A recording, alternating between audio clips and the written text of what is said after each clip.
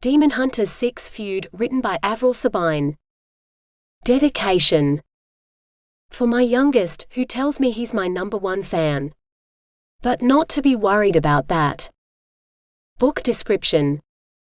Aura spends a ridiculous amount of time rescuing her mum from dangerous situations. This one would have to be the worst. More dangerous than the serial killer episode. And for once, it isn't her mum's fault. Not that it makes the situation any less dangerous, or the chance of her survival any greater. Demons are real and they want her family dead. She's determined not to let that happen. Now if only she can come up with a sensible plan. One that will allow her and her family to live. Chapter 1. Aura tried the air conditioner again.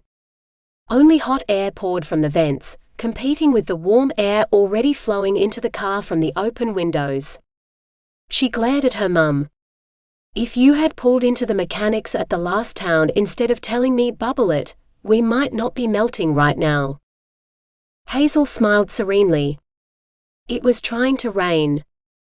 We didn't need the aircon. She glanced at Aura. I keep telling you if you join me in putting our problems in a bubble and releasing them into the universe, they'd solve themselves. Aura sighed heavily. She should know by now that nothing would convince her mum that whatever current strange fad she was following wouldn't work. As always, it'd be left to her to deal with the practicalities. We could have at least stopped and asked for directions. Giving up on the air conditioner, she stared at the windy road and rolling hills ahead of them. The narrow road, barely wide enough for 2 vehicles to pass, was deserted, and it had been kilometers since they'd passed a house. Not that she was certain anyone had lived in the dilapidated dwelling. Zinnia said we wouldn't be able to miss Blue Sky Community, Hazel said. Aura opened her mouth to once more comment on the name of the place. It sounded like a commune to her. Shaking her head, she closed her mouth. Her mum would probably give her another one of her serene smiles and tell her to bubble it, and change the subject. Her gaze remained on her mum, trying to figure out how they could be so unalike when they looked so similar. She had her mum's dark brown eyes and similar facial features with a small nose and oval face. The only difference was her mum had light brown hair while hers was honey gold, a legacy from her father, a surfer her mum had met one summer. As always, she came to no conclusion. At least no logical one. She certainly wasn't going to start coming up with illogical ones, like her mum did. Hazel glanced at Aura. I'm sure we're nearly there. Zinnia said it was only an hour from that last town. We've driven for more than an hour, Aura pointed out. Of course we have. It takes longer to arrive somewhere the first time. Aura opened her mouth only to close it again, looking out the window. They came around a corner to see a young man pushing a motorbike along the side of the road, a helmet hanging from the handlebar and his shirt off. It was wrapped around his head against the afternoon sun that hadn't cooled any, even though night was less than a couple of hours away. Hazel slowed the car, pulling over to the side of the road in front of him. See if he needs a lift somewhere. Mum? She kept her voice low, worried her words would carry to the young man who'd leaned his motorbike against a tree and was walking towards her window, visible in the side mirror of her door. Keep driving. Are you insane? What do you mean? It was too late. The young man leaned forward to peer in the car, grinning as he removed the shirt from his head to reveal sandy blonde hair, short at the back and sides with a little more length at the front. I didn't think I'd be lucky enough to have someone come along this road. Not much out this way. He held his hand out. I'm Riley Hunter. Aura eyed his hand, wanting to move away. Which was impossible, since she was as far back in her seat as she could get. Sunlight caught on the cross at his neck, but she wasn't reassured by the sight of it. He was too tall, around 6 foot, and his wiry muscles let her know he'd be a lot stronger than her. She noticed he had a silver stud in the shape of a cross in one ear before her gaze was caught by warm brown eyes. Hazel leaned forward to take his hand. "I'm Hazel and this is my daughter Aura. Are you from Blue Sky Community?" Aura was watching him carefully enough she noticed the momentary wariness that entered his eyes. "I'm staying with Colin and Judy, who live up the road from them. If you can give me a lift as far as Blue Sky, I'd appreciate it." "We don't have room for your bike," Aura said. Riley's smile didn't falter. "That's okay. I'll hide it and the helmet behind some of the bushes along the side of the road, and borrow Colin's ute to pick it up later. Not many people come along this road, so it would probably be okay if I didn't hide it." "Don't be silly," Hazel said. "As if we'd make you walk in this heat. We'll drop you where you're staying. Hop in the back." Aura reached for the door handle, speaking quickly. "I'll get in the back. You can show my mum where you live." Riley chuckled as he stepped back from the door she was opening. "Want to check me over for weapons?" She looked him up and down as she got out of the car. He seemed even taller standing beside her. "Do I need to?" His smile faded. "It isn't me you should be wary of." His voice was soft enough it wouldn't have carried to Hazel. She kept her voice equally low. "You say that like you know who I should be wary of. Why are you going to Blue Sky?" "Mum's sister moved there a few months back. She's been asking us to join them ever since." There was no way she was about to let her mum visit some dodgy-sounding commune on her own. Who knew what trouble she'd get into? Riley continued to meet her gaze, eventually taking a step back and gesturing towards his motorbike. "Give me a minute." She watched him stride away, frowning as she tried to figure out what had happened. Did he know something about Blue Sky?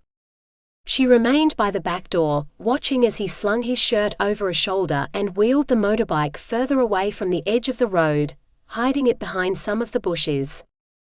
Riley started back towards the car, grinning as he slipped his arms into his button-up shirt, the long sleeves remaining rolled up.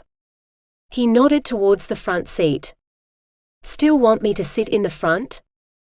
He buttoned the shirt as he waited for her answer.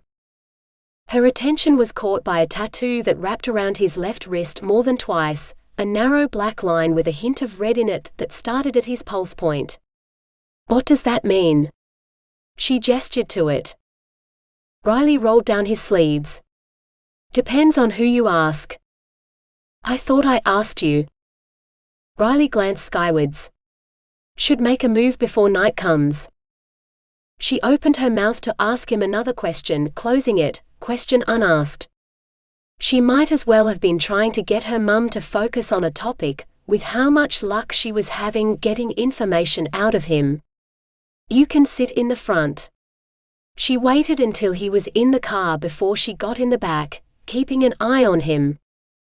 Hazel checked over her shoulder before pulling onto the narrow road. "How far are you past Blue Sky?"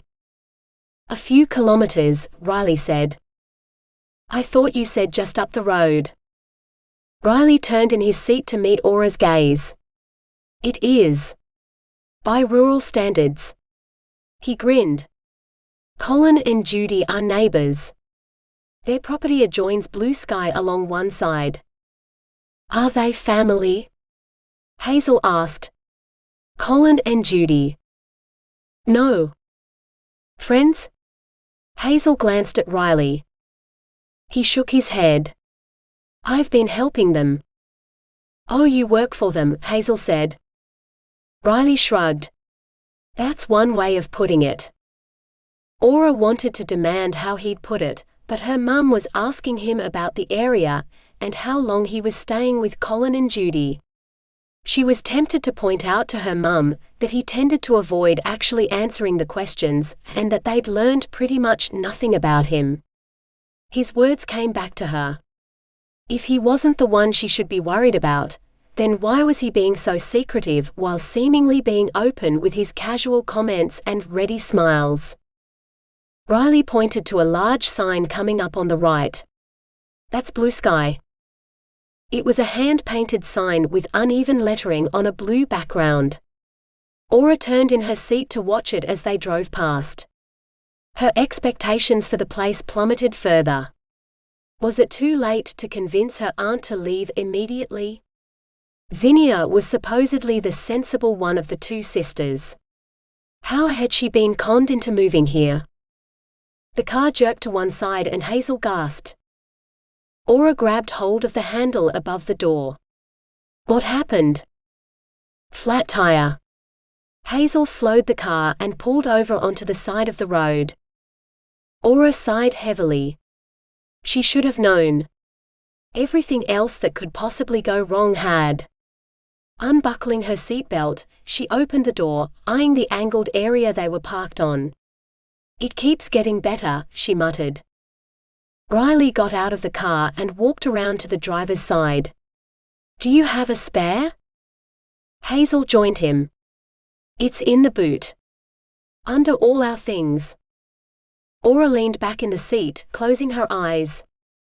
All the things her mum had said didn't need packing in bags. Hers were packed into 2 bags, a small one and a mid-sized one. The rest of the gear was scattered throughout the boot, in her mum's usual haphazard fashion. After another sigh, she opened her eyes before clambering out of the car to join Riley, where he stood staring at the contents in the boot. His expression had her tempted to laugh, but there was nothing at all amusing about the situation. Movement caught her attention and she turned to watch her mum. Hazel made a circling motion with her hands. "Bobble it." She then pushed something away from her. Something no one could see. Aura clamped her teeth together, desperately trying not to comment. "What does that mean?" Riley nodded towards Hazel, keeping his voice low so only Aura heard him. "You really don't want to know?" Riley grinned. "I don't tend to ask questions unless I want to know the answer to them, sweetheart." "I'm not your sweetheart." Her gaze narrowed. Aura. Not that she liked her name any better than being called sweetheart. Interesting name. "Yeah, well, Mum was going through an aura reading stage when I was born. At least she'd moved past the palm reading stage by then. Who knows what I might have been called otherwise. Heartline? She liked that as little as her current name. Then she would have been called Sweetheart. Fate? She glanced at him when he chuckled. That seems a likely choice. He nodded towards the contents of the boot. Have you got anything to put some of this gear in?